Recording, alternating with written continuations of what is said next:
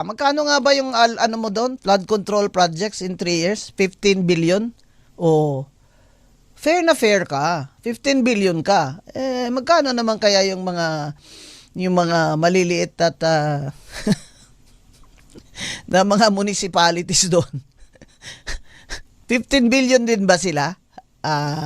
Congressman Sandro. Kaya, ang payo ko sa iyo ng mamabing mo, Congressman Sandro, ay mag-resign ka na as majority leader para balagang wala ng duda na fair na talaga itong House of Representatives, Committee on Justice sa pamumuno ni fair na Congresswoman Luistro.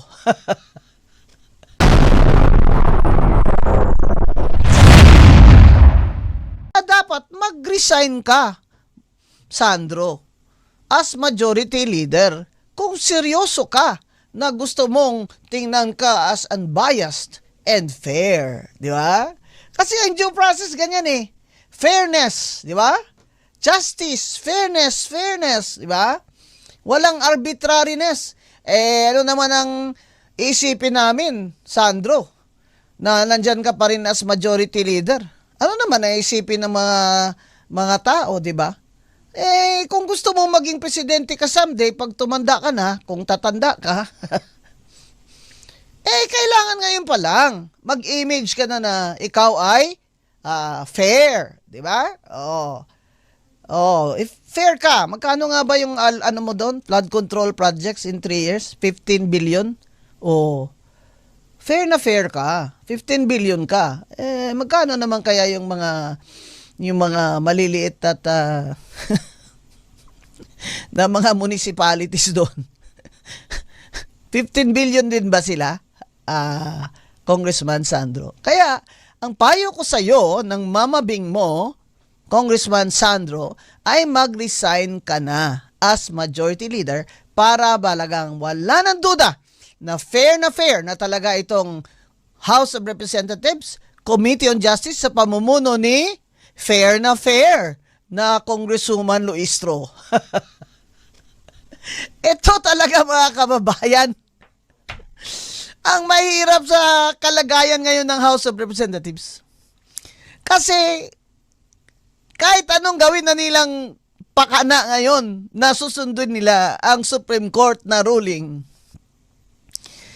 Nandyan pa rin yung mukha ni Congresswoman Luistro ng Batangas na nasa video halos na magsalita sa langit at babagsak yung mga manna from heaven dahil nandun sa stage si Martin Luther King Romualdez. Sabi ni Luistro doon, may mga tupad dahil sa speaker, may mga kaeks dahil sa speaker.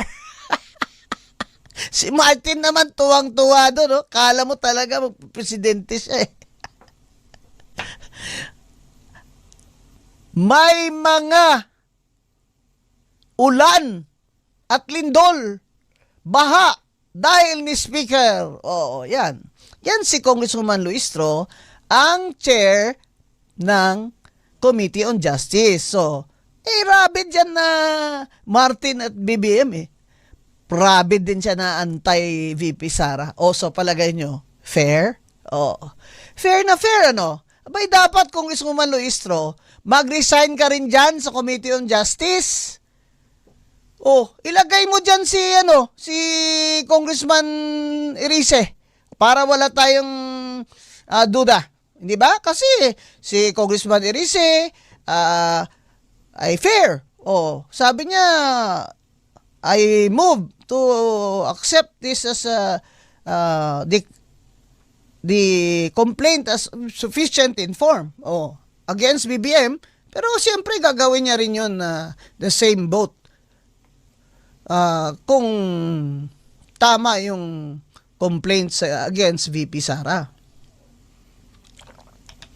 Bakit hindi siya? Si Toby Chanco. Toby Chanco. Sa first na impeachment complaint, pumirma. BBM yun. Ang mag-anak yun ng asawa niya.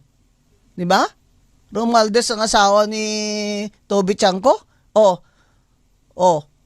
Gawin yung chair. ng Committee on Justice.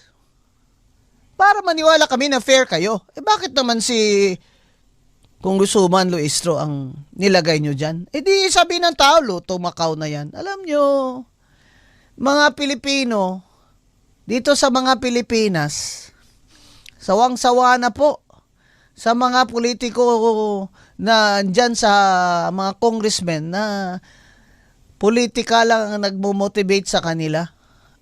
Pera lang nagmo-motivate sa kanila. Wala na kayong ginawang trabaho. Itong mungkahi ko, mas magaling to. Sabi ni Sandro, dapat wala na lang sweldo pag absent. Mas magaling ang mungkahi ko. Sinabi ko na to dati. Dapat wala na sweldo ang congressmen at mga senador. Di ba ang yayaman nyo? Milyon-milyon ngayong ginastos nyo dun sa kampanya. Yan, nandyan ang SOSE nyo Statement of Expenses nyo. Nandyan sa COMELEC puro milyon-milyon kayo. 100 million kayo dyan ba't ko nyo pa kailangan ng sweldo? Wala na sweldo. Ngayon may sweldo kayo, i-waive nyo para ibalik sa National Treasury. Total deficit naman ang ating budget. Di ba maganda? Pati si Bongbong. Pati Vice President. Siyempre, tuloy ang sweldo ng mga nagtatrabaho araw-araw. Mga commissioners, mga justice, judges, yung elective lang. Elective officers up to congressman. President, vice president, senators, congressman. Sinong mauna sa inyo, mga madam? Sir, mauna sa inyo magsabi na waive ko na ang sweldo ko sa taon na ito. Bakit? Kung wala na sweldo yung mga congressman na yan, wala nang tatakbo dyan mga magnanakaw na yan, wala nang pork barrel, walang allocables, walang ayuda. Secretary Gatchalian nag-promise ka sa amin, walang ayuda Walang ayudang dadaan sa mga congressman Pag wala na yung mga yan, pagalingan na lang tayo ng utak. Pagalingan na lang tayo ng pagmamahal sa bayan. Wala na tayong karakitan, wala nang allocables, wala nang pork barrel, walang sweldo. Kung hindi ba sasabihin ng mga kontraktor dyan, wala na. Ba't naman ako sasali dyan nung wala ako racket, di ba? Kaya lang naman ang congressman yung mga kontraktor na yan para sa karakitan Hindi na kayo nahiya. Yan si Edwin Garjola. Grabe ang boot buying mo doon, Noy. Sa Batangas, Noy. Grabe ka. Yung pala bilyon-bilyon naman pala yung nakuha mo sa projects, hindi lang sa district mo. Yung sinasabi ni sino yun? Bernardo at ni Diskaya ba yun? Na si Garjola kahit hindi niya district party list yun, di ba? Wala naman district yun. Siya pa rin ang nakakaraket dun sa projects Bakit? Kasi alam nyo, mautak yan Di ba yun yung dating DPWH Undersecretary ba yun? Binibili yung kalakaran sa Congress, sa House of Reps, mga kababayan sa mga Pilipinas, yung mga magraraket na magnanakaw ng congressmen, binibili yung allocables ng ibang congressman. Sasabihin niya, pre, sa allocable mo, bigyan na lang kita 10%, no sweat ka, wala. Sitting pretty ka lang, di ba? Tapos, siya na ang mag-a-assign ngayon ng contractor at ibibiding-biding kuno, moro-moro ng DPWH. Yan mga kababayan. Ganyang mga congressman ang hahatol kung mai-impeach ba si VP Sara? Kung mai-impeach ba si Bongbong? This is the first time in the history of the Philippines at a Senate at a president will be impeached if this happens. So yan. Kaya talagang itutuloy nila yung impeachment versus VP Sara. Because kahit saan mo tingnan sa popularity rating, sa satisfaction rating, over 50% siya. Si Bonget, negative. Yun. Kung sino ang abogado niya ay kandidato niya, si John Vic man yan, magiging kiss of death na si BBM sa next candidate niya. Ngayon pa lang, lame duck na siya, di ba? Lame duck na siya. Bali-bali na yung mga pakpak niya. Di ba? Kaya, importante sa political nila na dynasty, ayan, at karakitan na hindi makatakbo si BP Sara. Kaya, itong impeachment, aabangan talaga natin ito. I-live dapat ito ng House of Reps. At yung rules nila ay dapat ilagay nila sa website nila. Kasi hindi na maintindihan ng tao kung gawa-gawa nyo na lang dyan ng rules nyo eh. Kasi dati, buti na lang, Supreme Court, dineclare invalid eh. Kayo-kayo lang dyan. Pipirma-pirma na kayo, akyat agad by 2/3 vote sa Senate. Nako, na-interview ko si Senate President Soto. Galit-galit siya dyan eh. Dahil ang Supreme Court daw, overreach.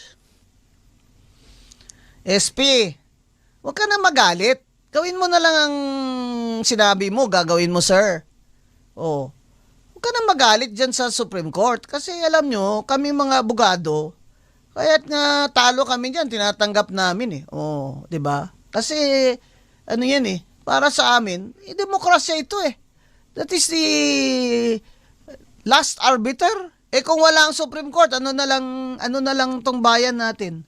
Kayo-kayo na lang dyan mga congressman ang gagawa-gawa kung ano ang batas. Wala na rule of law. Tanggapin nyo na.